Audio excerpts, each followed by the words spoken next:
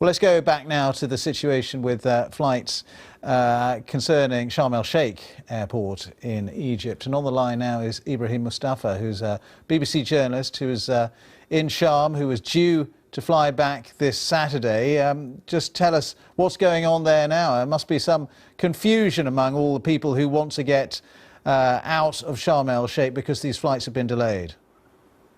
Oh yes, I think confusion is probably the right word there. I mean, I'm still at my resort, obviously not due to fly back till Saturday, and just sort of the atmosphere around here. Everyone is sort of checking their phones and checking the internet and sort of trying to get in touch with the Foreign Office and their various tours to try, and the tour operators, to try and find out what the situation is. And nobody seems to be any the wiser. So yeah, it just seems a bit confusion, as you say, seems to be reigning a bit here.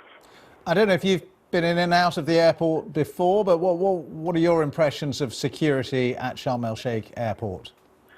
Well, it's interesting because on Saturday, this Saturday gone, as we just flew out, was obviously it was as the Russian Airbus flight. We just got breaking news before we boarded our flight about the Russian Airbus flight the crash, and essentially there didn't seem to be any sort of panic or anything like that when we landed at the airport. It just seemed to be very much business as usual.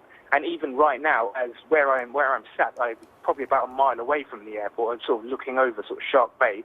I can see where the airport, the vicinity of where the airport is, and I've seen maybe 3 or 4 flights since the news broke about an hour or so ago. So I'm guessing, in terms of security, I can't really comment and say whether it's any different to what it usually is, but it does very much seem as business as usual on Saturday. And as I say, with planes still leaving the airport now, not much seems to have changed.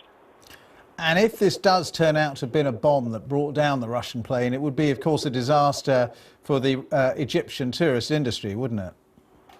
Oh, absolutely, definitely. The resort I'm staying at now, it's pretty much all English, and certainly a lot of Russian and sort of Ukrainian tourists from sort of that region of the world, and obviously England as well. So yeah, if there's any problems with flights between these various nations, then I imagine that people will be very reluctant to come back here.